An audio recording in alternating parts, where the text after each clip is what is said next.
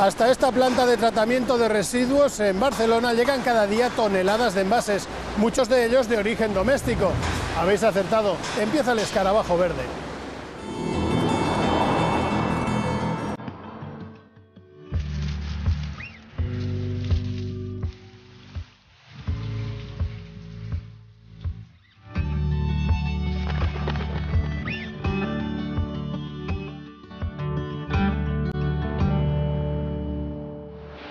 Estos envases nos facilitan la vida, nos permiten, por ejemplo, hacer la compra en tiempo récord cómodamente o conservar los alimentos en buen estado durante más tiempo. Pero estos hábitos de consumo tienen consecuencias nefastas para el entorno. Con cada compra dejamos una estela de desechos a menudo difícil de gestionar. Algunos de ellos, los de origen plástico, tardan además siglos en biodegradarse, sin olvidar que se elaboran a partir del petróleo, un recurso no renovable con un enorme impacto ambiental. Hemos enviado a la periodista del programa, Carmen Nicolás, a hacer la compra semanal, pero no para que nos llene la nevera, sino para que compruebe si realmente se envasa de manera exagerada.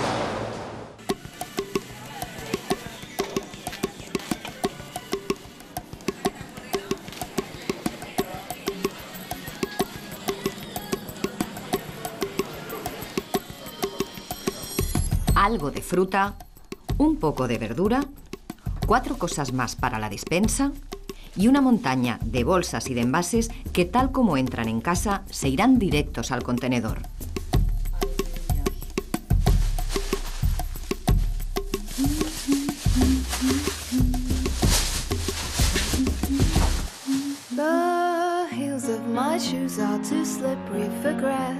¿Realmente es necesario envasar tanto? Y en todo caso, ¿por qué no se hacen envases reutilizables y al menos así se podrían aprovechar?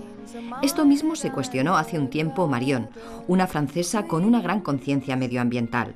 Hace un año decidió comprobar si era posible vivir sin envases de un solo uso y desde entonces los ha reducido a la mínima expresión. Nos dimos cuenta de que a pesar de que éramos ya una familia bastante ecologista, teníamos una cantidad de envases tremenda. Entonces empezamos a mirar cuáles eran, ¿no? Y nos dijimos, es que nuestro impacto era realmente mucho más grande de lo que pensamos, a pesar de que la comida que comprábamos era ecológica, local, etcétera, pero estaba envasada o sobreenvasada muchas veces. Entonces empezamos a decir, jo, sería más coherente también no generar residuos. ¿Cómo lo consigue? ¿Qué compra? ¿Dónde y cómo se organiza? Le pedimos que se grabe y que nos muestre también de dónde saca las ideas. Vamos a ello.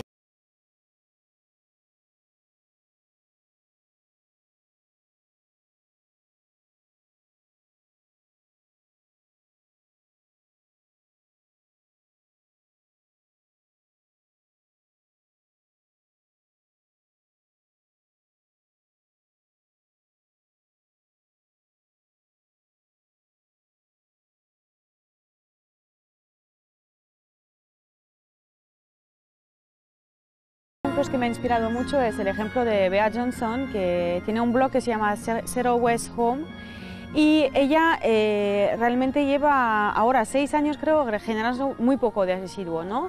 También hay otra americana, se llama Lauren Singer, vive en Nueva York y empezó a hacer su pasta dental sola, a encontrar alternativas para la cosmética, para la comida, también mucho en el tema de detergentes, de limpieza de hogar y todo, y así empezó a vivir sin residuos.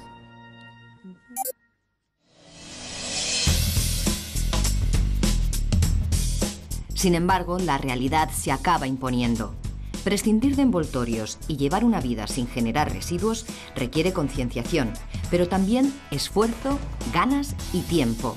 Algo de lo que la mayoría andamos escasos y que solucionamos abasteciéndonos en el supermercado. Disculpe, ¿le importa enseñarnos qué lleva en el carro de la compra? El 70% de nuestras cestas las llenamos aquí, donde casi todo está empaquetado para que compremos en tiempo récord. El papel del sector de la distribución es, pues, crucial para poner freno al despilfarro de materiales, energía y recursos que ello comporta. ¿Están tomando algún tipo de medidas para reducir envases y reducir materiales? Sin duda, estamos tomando medidas en el sentido de ecodiseñar mejor los productos. Lo que tenemos que intentar es que esos envases sean el mínimo imprescindible para hacer su función, que es la de la estanqueidad del producto y la de la seguridad alimentaria y poco más. Y con el tema de las bolsas de plástico, por ejemplo, se penaliza al cliente que pide una bolsa de plástico en el supermercado, pero sin embargo, en la frutería a granel se suministran estas bolsas de plástico. Parece un poco una incongruencia. Bueno, efectivamente, mirado así lo puede parecer, pero hay que mirarlo también cruzándolo con los datos de volumen. La parte de la fruta es una parte muy pequeña y es, desde mi punto de vista, poco evitable. Lo que podemos hacer es intentar sustituirlo y en eso estamos trabajando para que sean lo más livianas posibles, lo menos agresivas posibles, que puedan tener su componente de reutilización de los materiales, pero es una parte realmente pequeña. En cuestión de embalajes, el plástico gana la partida. Casi la mitad del que se produce en España se destina al sector del envase. Esta cadena de supermercados hace gala de haber reducido en 2.000 toneladas sus emisiones de CO2 desde que han sustituido el plástico en algunos embalajes de su marca propia.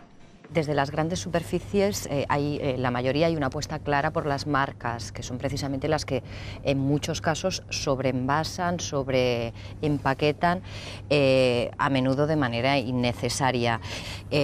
¿Qué grado de responsabilidad cree usted que tienen en este impacto medioambiental? ¿De quién es la responsabilidad? ¿A quién le ponemos el cascabel para poder decir usted es el responsable y debe hacerse cargo? Pues realmente, como decía antes, es un problema complejo. La responsabilidad es una responsabilidad muy repartida. Y las marcas, los fabricantes, los distribuidores, pues nos vamos adecuando a las demandas de la sociedad. Yo creo que es la demanda la que debe cambiar. Es decir, el consumidor debe ser quien nos obligue a los distribuidores y a las marcas a prescindir de envases superfluos, porque si no, no nos va a comprar. Y le tenemos, como decía antes, que educar a ese consumidor.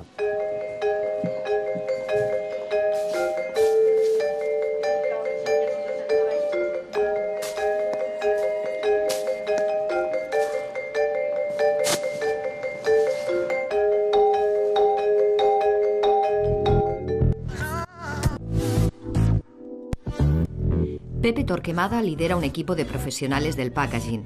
Entre otros cometidos, diseñan los envases de 150 marcas de productos de gran consumo, es decir, de alimentación, hogar e higiene. Apenas el 5% de los productos del supermercado lleva una campaña publicitaria asociada, así que la inmensa mayoría se tiene que vender por sí solo al consumidor.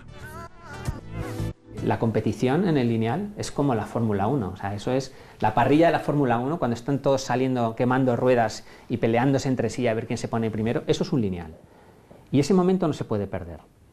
Entonces el envase es casi el que decide. ¿A ustedes el cliente les marca el material del envase? A veces sí, a veces no. ¿Por qué material suelen optar? Vale, te voy a ser muy sincero. Nosotros optamos primero.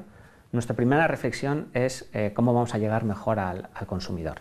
Una vez que hemos decidido eso, luego buscamos la forma de llegar de la manera menos costosa en términos de producción y también con menos impacto medioambiental.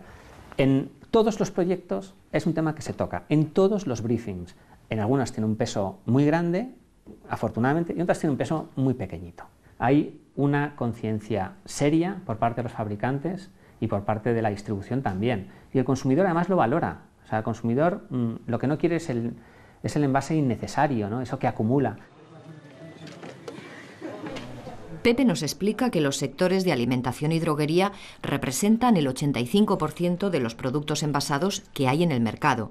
La industria subraya la función esencial del packaging para evitar que los productos se estropeen, pero exponemos nuestras dudas ante muchos de los envoltorios superfluos que encontramos en los comercios. ¿Quién decide este sobreembalaje? El sobreenvase existe. Existe porque a veces tú coges una caja de cereales, ¿no? Y dices, oye, es que cuando yo la he abierto, es que realmente con la mitad bastaría, ¿no? El problema que tiene es que la bolsa de cereales tiene que contener aire. Si no contiene aire y tú lo extrusionas del todo, el cereal se parte y te llegaría a casa polvo de cereal. Entonces, ese aire hace que no se rompa. El sobreembalaje tiene siempre unos aspectos técnicos que lo suelen llevar a cabo. Es decir, nadie quiere poner un blister si no es necesario. Si se pone un blister muchas veces es para evitar robos. En un proyecto, por ejemplo, que tenemos de perfumería, se han quitado todos los blisters y ha subido muchísimo el índice de robo. Pero sí que quiero dejar súper claro que no, o sea, el packaging no es el malo de la película, que las marcas no son las malas de la película, las marcas generan muchísimo empleo, la distribución no es la mala de la película, que también genera empleo y nos pone los productos cerca de casa para que los podamos comprar. Lo que hay es una conciencia por parte de todos cada vez más rigurosa.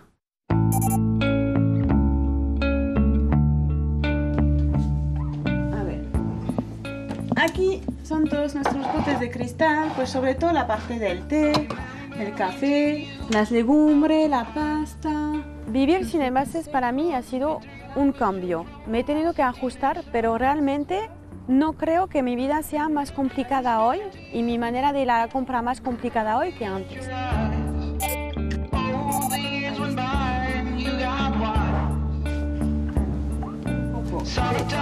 Carbonato. El tema de la compra ha sido poco a poco ir encontrando los sitios donde podía comprar a granel, porque era mi objetivo y nuestro objetivo era encontrar tiendas a granel.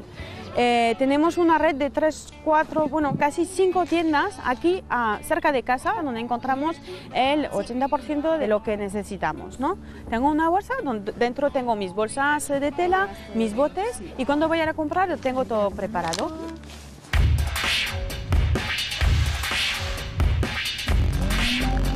Comprar a granel o a peso, como se ha hecho toda la vida, requiere hoy en día un esfuerzo extra por parte del consumidor.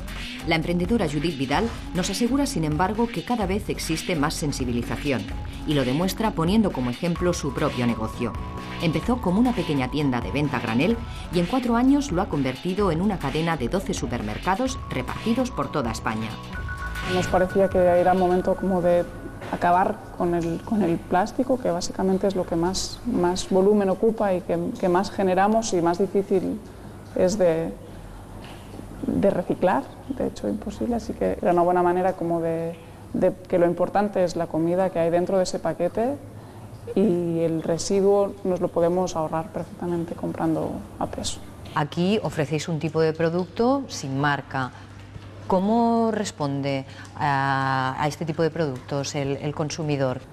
Poco a poco, a medida que va probando, va olvidándose de la marca. Al principio quizás sí le cuesta porque normalmente el cliente es muy fiel a determinadas marcas, pero a la que prueba, como apostamos por calidad de producto, a la que prueban el producto, entonces ya se decantan. Los clientes pueden traer su propio envase o utilizar los de cristal o papel que les ofrecen aquí. La información del producto relativa a su caducidad u origen se detalla en cada contenedor. Cumplen al dedillo con todas las normativas de higiene y de seguridad alimentaria que les marcan. Sin embargo, Judith lamenta que las administraciones no hayan en el camino hacia este consumo más responsable. Hay evidentemente una responsabilidad por parte de los organismos encargados de normalizar, pero si el cliente final acaba consumiendo sin residuo, se va a tener que adaptar todas estas normativas y todas las producciones. Aproximadamente una cuarta parte de los residuos de envases que se generan en España son de plástico. Abordamos la cuestión con el presidente del Instituto Español del Envase y Embalaje, mientras visitamos las instalaciones de una empresa de embalaje flexible que acaba de invertir 3,5 millones de euros en mejoras ambientales. Con las 12.000 toneladas de fil plástico que manejan, fabrican lo que llaman una nueva piel para el alimento, gracias a la cual, enfatizan, se reduce considerablemente el despilfarro alimentario. Vamos a ver, un producto, ¿cuánto tiempo duraría una galleta como usted ha visto? ¿Cuánto tiempo duraría? En el horno, a la mesa y punto. ¿Y esto sin plástico no es posible? ¿No hay otros materiales que puedan sustituir al plástico? No. Categóricamente. No, categóricamente. En este momento no. La mitad de los envases que se producen en España actualmente son de plástico. Ustedes tienen una parte muy importante de responsabilidad en el impacto de todo este plástico en el medio ambiente. ¿Cómo están encarando este problema? Bueno, ¿qué medidas están tomando? Pensar que cuando empezamos a trabajar aluminio, trabajamos con 10 micras. 10 micras eran 27 gramos. Y ahora en este momento podemos hablar de 6 micras. 6 micras es prácticamente el 50% del peso que poníamos en aquella época. ¿Y se puede reducir aún más esto? ¿Es posible un envase con impacto medioambiental nulo? Yo creo que no, nulo no. sin embargo se sigue sobreembalando. Vamos al supermercado a comprar una bolsa de magdalenas y nos encontramos cada magdalena envasada individualmente. Está envasada individualmente, pero con un embalaje muy fino, con muy poco material. Y luego todo esto está en un embalaje externo, por lo tanto ha de durar más en casa. Y este embalaje individual se está haciendo para proteger el producto hasta que llegue, y al final se está consumiendo menos de todo, de producto alimenticio. ¿Y esto no se podría solucionar haciendo paquetes de magdalenas más pequeños? Ya se hace también. El problema hoy en día reside sobre todo en la cantidad de envases de usar y tirar que llegamos a casa. En todo caso, ¿por qué no hay una apuesta firme por hacer envases que puedan ser reutilizables? El concepto del ecológico es muy delicado, tocas por un lado y se te pierde por el otro. Si tú, por ejemplo, los envases de vidrio, está muy bien y hay muchos productos, como el agua mineral de calidad, pues van en envase de vidrio. Pero luego hay que lavarlo. Para lavarlo gastas energía, agua que también tendrá que reciclarse en su tiempo, recogerlo con su capacidad de transporte para recogerlo. Es decir, hay que tener en cuenta que el consumo más grande que hay es el consumo de transporte, la gasolina que se gasta o el diésel que se gasta en el transporte. Hay que ver estos equilibrios y es un equilibrio que es muy pendiente cuál es mejor, cuál es peor. Y se han de hacer por ejemplo, la materia prima, en este caso el plástico, proviene del petróleo.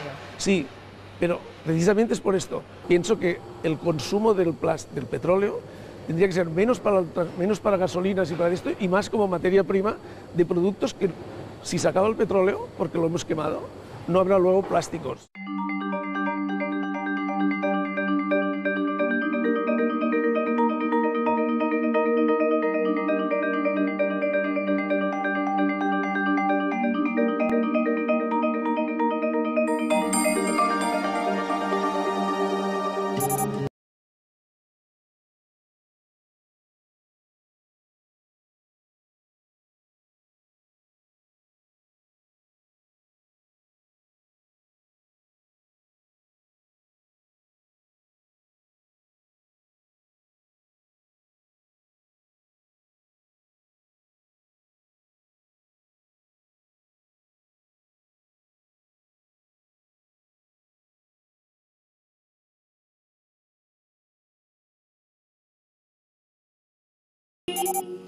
Ahora os voy a enseñar mi basura de envases de los 10 últimos días.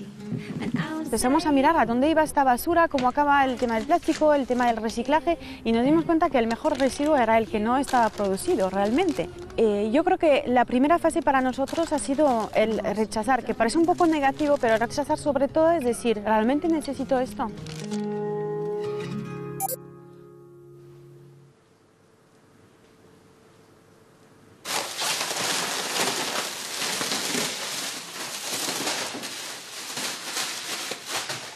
El problema es que realmente ahora mismo la gente no sabe que el plástico está haciendo tanto daño como el que está haciendo.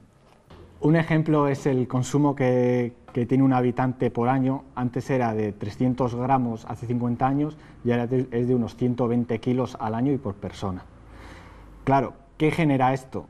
Genera una contaminación y, por otro lado, todos esos residuos plásticos van a parar a vertederos, van a parar a los fondos oceánicos, van a parar a millones de playas donde los animales marinos lo comen pensando que son alimentación y al final mueren de inanición. O sea, sabiendo también que el plástico no es biodegradable, entonces durante cientos y cientos de años va a contaminar los mares, las playas, los vertederos y el planeta en general. Un segundito, que voy a coger esto. Esta cooperativa vasca acaba de abrir la primera tienda online en España de productos alternativos al plástico. Este cepillo tiene 4. Nos muestran algunos en su almacén. Sus responsables denuncian el uso indiscriminado del plástico en productos de usar y tirar, como muchos envases. Sostienen que el 80% de los plásticos desechables que usamos a diario se pueden sustituir por otros materiales sin derivados del petróleo. Desde la industria están haciendo plásticos menos pesados, envases con menos material, menos contaminantes, incluso plásticos biodegradables. ¿Cómo valoráis estas medidas? Decir que un plástico es biodegradable es mentir. De hecho, sucede que hay casos en los que dicen que el plástico es ecológico porque un porcentaje de esa botella tiene sustancias naturales, pero sigue siendo un plástico y sigue siendo no biodegradable y sigue contaminando al planeta y a la salud. Y a la vez el plástico, el 50% del plástico está hecho de petróleo, pero el otro 50% son aditivos, entre los cuales hay productos tan contaminantes y tan peligrosos como los falatos o los bisfenoles o los estirenos o los PVCs, etcétera, etcétera, que son productos químicos que sabemos que son perjudiciales porque provocan cáncer o Alzheimer, etcétera, etcétera, y están dentro de la composición del plástico. Pero si son tan peligrosos estos plásticos, ¿por qué se permiten? Porque todas las leyes mundiales lo que nos dicen es que cualquier producto se convierte en veneno cuando pasa un límite. Y obviamente los productores de plástico a nivel individual, sacar recipiente de forma individual, no pasa ese límite. Lo que no nos dicen es que la suma de todos esos productos químicos convierten todo en una bomba química que nos vamos metiendo dentro. El plástico se comporta en nuestro cuerpo como cualquier metal pesado, porque la naturaleza y nuestro cuerpo, al ser un material sintético, no sabe cómo expulsarlo. Entonces se nos va acumulando partículas de plástico en el cuerpo y todos nuestra sangre y nuestras células tienen plástico dentro.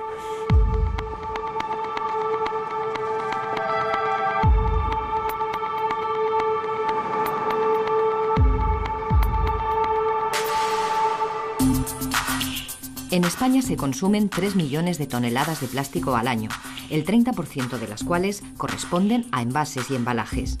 Las acusaciones que hemos escuchado parecen no quitarle el sueño a un sector que solo en nuestro país engloba a 4.000 empresas y que facturó en 2013 23.000 millones de euros. Visitamos una asociación que engloba a fabricantes y a transformadores del plástico para preguntarles sobre los riesgos para la salud de este material. Podemos estar totalmente tranquilos.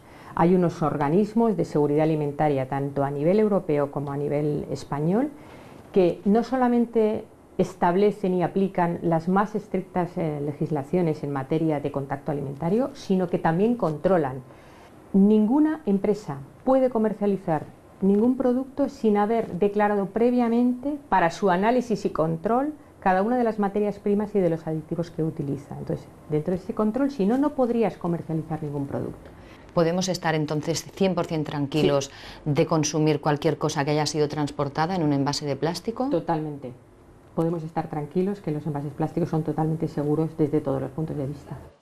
Teresa subraya también el enorme potencial del plástico reciclado y los hitos que se ha marcado la industria, como lograr que en 2020 ningún plástico acabe en los vertederos españoles. ¿Se están tomando medidas desde la industria del plástico para reducir su impacto medioambiental? Sí, sin duda. Invertimos dinero en investigación para desarrollar nuevos productos de plástico reciclado que sean cada vez mejores y de mayor valor añadido, para que sean unos productos continuos en el tiempo, ¿no? ¿Y desde la industria se están planteando las consecuencias que tienen todos estos envases, sobre todo los de un solo uso, en el medio ambiente?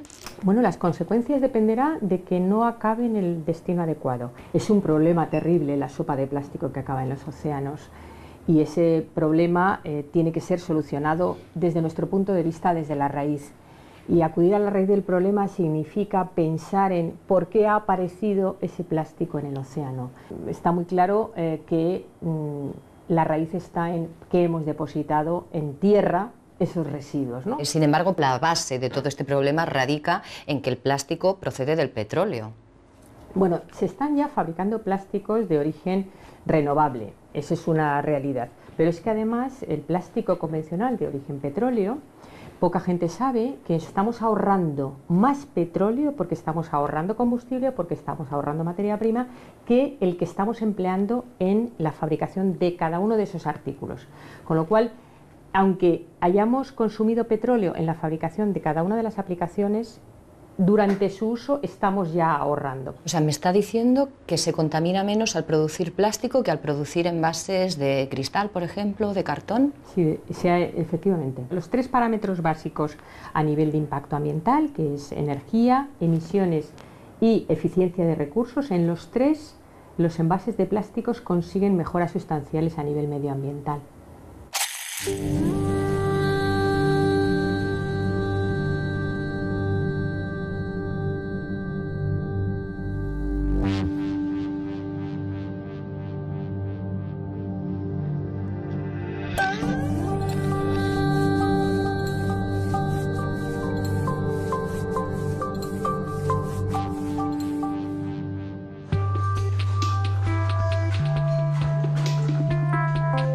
Las imágenes sobre el impacto de los residuos plásticos hablan por sí solas. Según un estudio de la Universidad de Georgia, cada año se vierten al mar 8 millones de toneladas de desechos de este tipo, y eso es solo la punta del iceberg. El informe alerta de que la contaminación marina es peor de la que se aprecia en la superficie. ¿Y de este desastre somos responsables mayoritariamente los consumidores?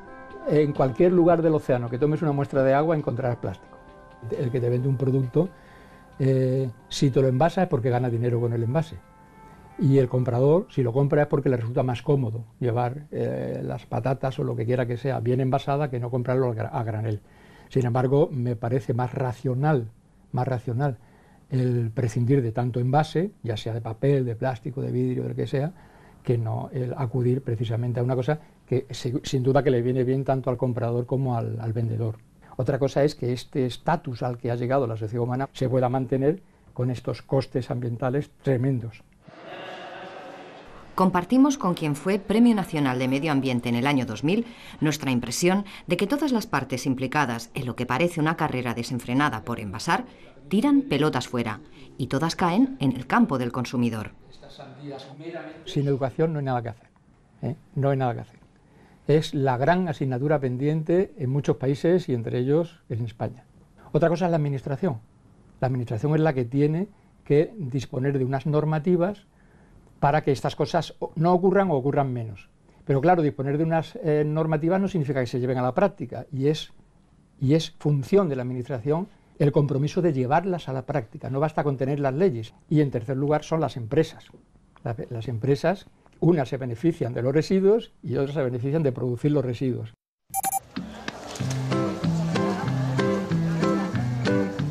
Como consumidora, ¿no?, de parte de los gobiernos, lo que esperaría es que se premie a los que generan poca basura, pero cada vez se penalice a las empresas, a los consumidores igual, que generan mucho. Yo creo que incentivar de una manera a que la gente y las empresas y los productores envasen menos, premiando el hecho de que si tiramos poco, pues es mejor para todos. Mira, les vamos a enseñar que en la casa sin envase también hay amor. Hey, wake up, da da da, the sun is up, da da dee, with all the warmth and colors that air. Nos reencontramos con Marión ahora que ya nos ha mostrado cómo se organiza para prescindir de los envases de usar y tirar. ¿Tú realmente crees que esto es una opción mayoritaria, una opción real para la mayoría de los consumidores? Yo creo que todo el mundo puede hacer pequeños gestos para vivir con muchísimo menos envase y que no es tan complicado y que al final una vida un poco más sostenible y con menos envases sí es posible por parte de muchísima gente.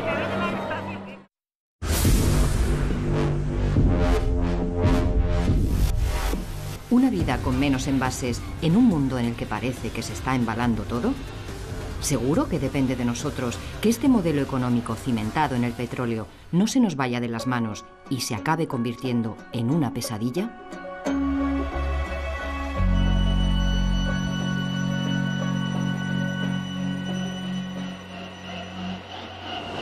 Quizá aquí a muchos aún les pueda parecer un sueño, pero en Berlín acaba de abrir el único supermercado en el mundo que vende todos sus productos a granel. Lo que no es un sueño, sino una realidad absoluta, es que la próxima semana llegará un nuevo escarabajo verde a vuestras pantallas. Mientras tanto, recordad que estamos en Facebook y también en Twitter, @MarioEscarabajo, que tenemos una página web con más contenidos y que podéis ver nuestras fotografías en Instagram. Nos vemos aquí en la 2 en 7 días, no faltéis, que pasamos lista.